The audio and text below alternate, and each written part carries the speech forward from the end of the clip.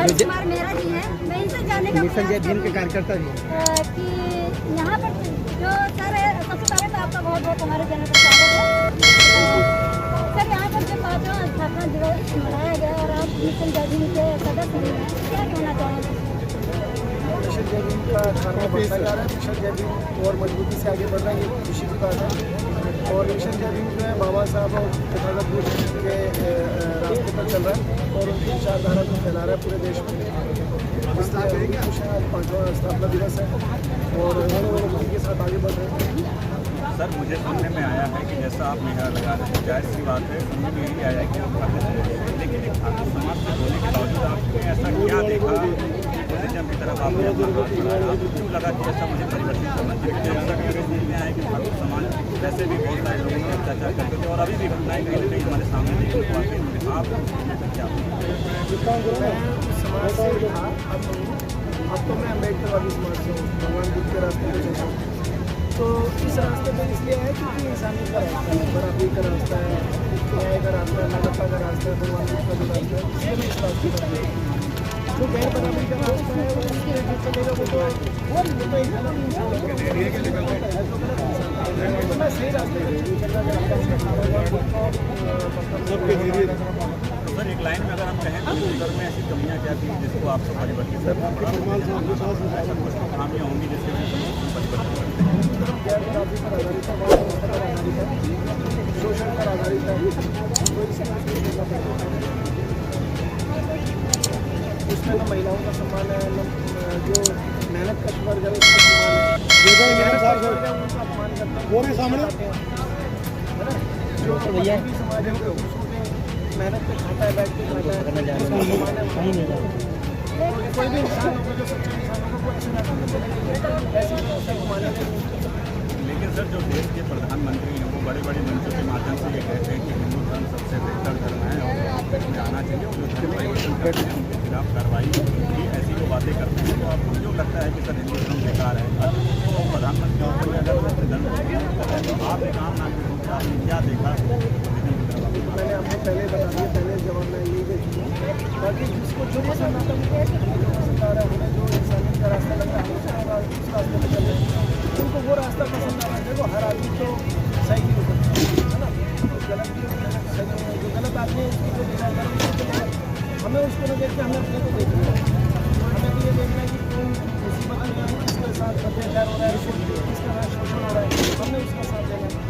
वो शोषण करने वालों के जो लोग ऐसे नहीं समाज में जो शोषण करने वालों को साथ दे रहे हैं वो अपने रास्ते चल रहे हैं, हमारे अपना रास्ता चल रहा है। फिर हमारे देश में अपने समाज से हटके बुद्धिज्म को आपने अपनाया तो आपके अपने समाज से क्या कुछ सीखने को मिला था कि आप अपने धर्म को छोड़ देते हो? क्योंकि आपके आसपास जो लोग होंगे वो तो कह ही रहे होंगे आपको कि पूरा गाँव तो परिवर्तन किया नहीं होगा, आप अकेले ऐसे होंगे, 2 लोग ऐसे होंगे जिन्होंने किया होगा। आपको क्या क्या चीज़ें फेस करनी पड़ी तो चेंज करनी है? गाँव से असल में कनेक्शन बड़ी कनेक्शन हुआ है। बाकी परिवार वाले लोग होता है मगर वो भी उनके ढंग से देखो बचपन से जो भी भारत में रहता है बुद्धि के प्रति किसी को धारणा नहीं है, बुद्धि के प्रति प्रेम सबको है। तो मन में उनको भी लगता है कि बुद्धि के रास्ते पर चलना है तो ठीक है, तो ऐसे मन में विद्वेष आता नहीं है बुद्धि के प्रति।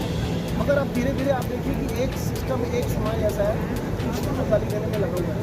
आम आदमी नहीं, एक खास विशेष वर्ग वो जो भगवा गया है ना, वो समझ लो ना। आप देखना सोशल मीडिया में कहीं पीछे उनका काम चालू हो गया कि बुद्ध को गाली देने का काम चल रहा है। आम समाज में बुद्ध के प्रति कोई भी असहमति स्वीकार्यता है पूरे समाज में, तो ऐसा कोई जरूरत नहीं है। फिर इसको परिवर्तित कैसे कर सकते हैं? इसको परिवर्तित ऐसे कर सकते हैं कि बुद्ध की विचारधारा, देखो हमें भी बुद्ध की विचारधारा नहीं करते, बुद्ध को जानते भी नहीं थे, बुद्ध से प्रेम सभी करते हैं बचपन से लेके आज तक। इनसे बड़े अब देखिए धीरे धीरे जैसे उनको लग रहा है उनका समाज क्रिएट हो रहा है तो गाली देना शुरू कर दिया। मगर बुद्ध की विचारधारा जो सही विचारधारा है आप ले जाओ समाज के सामने की मानवता की विचारधारा है, रैशनैलिटी की विचारधारा है, इसमें नेशनल वाले जैसे लोगों ने कहा था दुनिया में जो चीज़ें घटित होती है उसके पीछे 2 कारण है, कारण और एक प्राकृतिक कारण। कुछ कारण का तो हमें पता नहीं चलता, कुछ का हमें पता नहीं लगता। उन कारणों के पीछे लोग हैं कहाँ तक सर, कहाँ तक कारण का हमें नहीं पता लगता। अच्छा लगता है रमेश जी हमें ये खोज नहीं दिखाना चाहिए, हमें पता लग जाएगा उसका नहीं चल रहा। ये नहीं है कि जिस चीज़ का ना पता लगे तो पावर बुद्ध ने हमें रेस्पेक्ट का रास्ता दिया, मानवता का रास्ता दिया, भाईचारे का रास्ता दिया, नैतिकता का रास्ता दिया। जो पंचशील है वो नैतिकता का उदाहरण सबसे बेस्ट उदाहरण है। तो ये रास्ता जब हम लोगों को इसको एक्सप्लेन करके बताएंगे तो लोग मानेंगे इस बात को। लेकिन सर जो लोग बता रहे हैं उनकी फिर पिटाई की जा रही है, वो अगेन करवा रहे हैं ना, जिनको नुकसान हो रहा है, जिनका धंधा चौपट हो रहा है, जिनकी दुकानदारी बंद हो रही है। मगर चश्मा में कम है वो इसलिए मजबूत है क्योंकि हम लोग एकजुट नहीं हैं।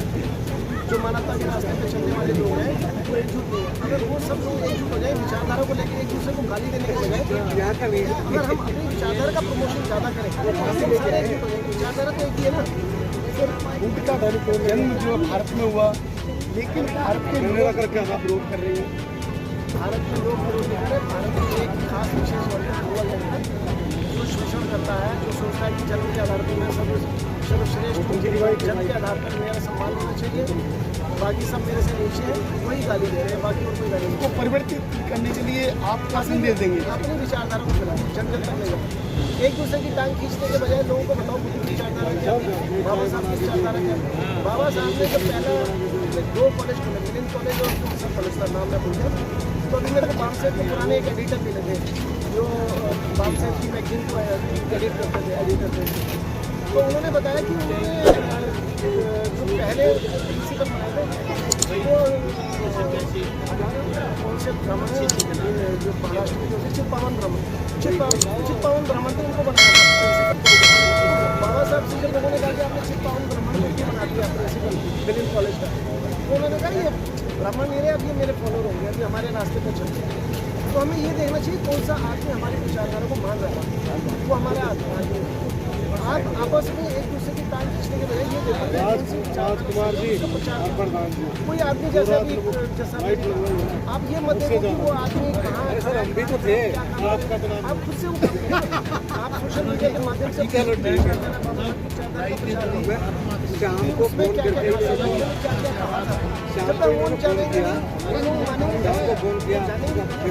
आप आ जाओगे तो मजा आ जाएगा। घरवाली में साथ देखा उनको जब उनके बारे में जानकारी मैं स्कूलों में दी, जानकारी उनके बारे में पढ़े लिखे मैं तो खुद मुझे बुढ़ापे में जानकारी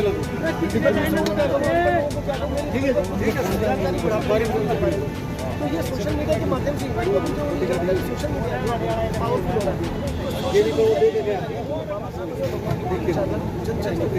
बाबा साहब की बताते बताते 80 साल होने जा रहे हैं, समाज जो है इसके तार भी नहीं समझ पा रहे, कितना समय और लग सकता है। स्टार्ट हो गया है, देखो बड़ा समाज तो भाई ठीक है, बुद्धि है देखिए आगे जिसको पैसे से मतलब है वो तो उस तरफ जाएगा जहाँ उसको फायदा होगा, ठीक है। मगर उसको बताओ इस बाबा साहब की विचारधारा से जो नुकसान हो रहा है, ये दूसरी विचारधारा से आप विचारधारा इससे नुकसान है, और बाबा साहब की विचारधारा भगवान की विचारधारा से तेरे को फायदा होगा, या बराबरी मिलेगी, या मानवता की बात होगी, सारी दुनिया में सब इंसान बराबर है, ऐसी विचारधारा का प्रमोशन होगा यहाँ पे। वो अपने आप आएगा, उसको पता ही नहीं है ना बेचारे को, पता कैसे लगे उसको। मैं कह रहा हूँ मैं पढ़ा लिखा, दिल्ली में पढ़ा लिखा हूँ, मुझे 50 साल की उम्र में पता लगा विचारधारा। आप बताओ, आप बता रहे हो वो अनपढ़ आदमी की बात, तो मुझे जब 50 साल में जानकारी हुई तो उसको क्या जानकारी हुई होगी। स्कूल तो बंद किए जा रहे हैं, कैसे पढ़ाओगे आप? भरोसे मत रहो, स्कूल में अगर स्कूल में जाएंगे तो स्कूल में शिक्षा वही ब्राह्मणवादी व्यवस्था तुम्हारी शिक्षा मिलेगी, उसमें हिंदी इंग्लिश लिटरेचर आएगा, उसमें आपको कोई देवी देवताओं की अन्य रीति पूछ देंगे, आप वैज्ञानिक बातें बताई जाएंगी। आपको ये सोशल मीडिया की जिम्मेदारी है, नेताओं की जिम्मेदारी है, वो प्रचार करें बाबा साहब की विचारधारा का, भगवान बुद्ध जो छोटे छोटे संगठन है वो गली मोहल्ले में कार्यक्रमों पर करें, इनके बारे में बताएं, बाबा साहब की फिल्म चलाएं, उनके भाषणों के बारे में उनका प्रचार करें, उनकी किताबें कितना उनको बाबा साहब के पूरा सरकार ने छापा है, उसमें से छोटे छोटे लेख निकाल के उनको बताएं उनके बारे में। जब जो इंसान पढ़ाई लिखाई नहीं कर पाएगा, उसको शिक्षा का आधार ही नहीं मिल पाएगा, वो लोग कैसे बदलेगा? वो बहुत जरूरी है, शिक्षा भी जरूरी है, मगर ऐसा नहीं कि जो अशिक्षित है उसको समझ नहीं आएगी बात। देखो 2 तरह के इंसान होते हैं, एक बेवकूफ होता है, एक समझदार होता है। जरूरी नहीं कि पढ़े लिखे आदमी समझदार होता है, पढ़ा लिखा बेवकूफ भी होता है। ये जितने नौकरी लगते हैं आरक्षण के बाद सबसे पहले कहाँ जाते हैं? टिकट खान की टिकट पे था, पढ़े लिखे हैं ना वो, पता है ना आपको खान की टिकट पे वो नौकरी किसकी वजह से लगी? बाबा साहब की वजह से लगी ना। चले जाएंगे तो बाबा साहब की विचारधारा बताओ, सिर्फ नाम से काम नहीं चलेगा, जय भीम बोलने से काम जाओ पड़े, क्या बोलते थे, क्या सोचते थे, वो भी तो बताओ लोग। एक बात मेरे दिमाग में आ रही है कि जो है हमारे आप जो है जो चुनाव आयोग में बैठे हुए हैं डायरेक्टर हमारे, उनके एक परिवार के 22 लोग जो है IAS IFS में और 28 डॉक्टर हैं उनके एक ही परिवार के। उन्होंने ऐसा कैसे संभव हो सकता है? एक ही परिवार के लोग शिक्षित हो गए, क्या उनमें एक ही विचारधारा, एक ही दिमाग कैसे पैदा हो गया? उनके पास दिमाग पैदा नहीं हुआ, बहुजन समाज कमजोर हो गया, बहुजन समाज कमजोर हुआ। जो होने से एक ही परिवार के सारे लोग आ गए। लेकिन 2014 के बाद उनकी सारी सिलेक्शन हुए, सारी व्यवस्था पूरी तरह से काबू में आ गई ना, उसके काबू में आ गया सिस्टम सारा, साम्राज्यवादी व्यवस्था के हाथ में आ गई ना सरकार। अब वो जैसा चाह रहे वैसा करें। सर अभी देखा नहीं कानपुर में जो बुद्धा पार्क है उसको शिवालय बनाने लगे, अब जैसे बहुजन समाज को पता लगा विरोध किया तो डर के मारे वापस ले गए फैसला। मायावती जी ने एक निर्देश दिया था, अगर अपने आप में कोई विरोध नहीं चाहते हो तो अपनी विचारधारा बदल दो, तो अगले दिन ही वो सब निर्णय कैंसिल हो गया। सभी बहुजन नायक जो भी काम कर रहे हैं अच्छा कर रहे हैं, हर आदमी की जिम्मेदारी है कि उसकी तरफ न देखें, खुद देखें खुद क्या करें। लेकिन सर आप भी जैसे समझदार हो, पढ़े लिखे हो, आप सब सोशल मीडिया वाले सबसे बड़ी रिक्वेस्ट है कि आप बाबा साहब ने क्या क्या बोला था, क्या बोला, सिर्फ नाम का जाप करने से कोई फायदा नहीं होगा। बाबा साहब के फोटो से भी कोई फायदा नहीं होगा, वो एक प्रतीक के रूप में लोगों को दिखाओ उनके नाम को। मतलब जो बाबा साहब बोलते थे, जो सोचते थे, जो लिखते थे, उसकी भी तो जानकारी दो लोगों को, पता कैसे लगे। मैंने एनिमेशन में 50 साल की उम्र में पढ़ी, बताओ मैंने 50 साल गंवा दिए। अब वो आम आदमी को क्या पता है एनिमेशन ऑफ कास्ट क्या है, क्या किताब है, वो कितनी इंपॉर्टेंट किताब है, कौन पढ़ रहा है उसको। लेकिन सर मैं एक बात पे बड़ा सहमत रहता हूँ, क्योंकि जो है बाबा साहब ने कहा था कि एकजुटता की बात, लेकिन हमारा जो देश है, हमारा समाज है, बहुजन समाज है, वो पंजे की तरफ फैल गया। वो कहीं कांग्रेस में, कहीं बीजेपी में, कहीं जो है RSS में, कहीं जो है समाजवादी में, कहीं बसपा में, कहीं जो है भीम आर्मी, कहाँ जाएगा? उस समाज को एकजुट कैसे करोगे? उसको एकजुट करने की विचारधारा है, वो कहीं भी जाए, कांग्रेस में जाए, बसपा में जाए, चाहे तृणमूल में जाए, कहीं भी जाए, अगर आपका 85% समाज एक ही विचारधारा के पीछे चल रहा है तो वो जहाँ भी जाएगा उसी की विचारधारा लागू होगी। सुनो मेरी बात, जो मुद्दे की बात है, राजनीति में मत जाओ। अब जैसे बिहार में कास्ट सेंसस हुआ, उसमें पता लग गया 85% है, जो राहुल गांधी को बेवकूफ़ बनाते थे एक टाइम पे, 10% लोग नाराज हो गए, उनको पता ही नहीं था 10% है कितने, तो ये लोग नाराज हो गए, वो बोलने से भी डरते थे।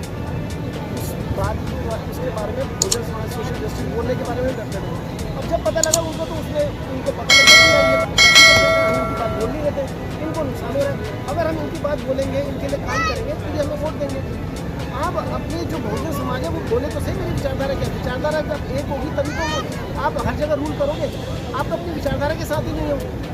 जो बाबा साहब ने नौकरी दे दी, वो नौकरी करने वाला सबसे पहले तो मंदिरों के धक्के खाता है। आप तो एक नहीं हो ना, दुश्मन मजबूत इसलिए है कि आप एक नहीं हो, आप विचारधारा से नहीं, आप राजनीतिक पार्टी का नाम मत लो।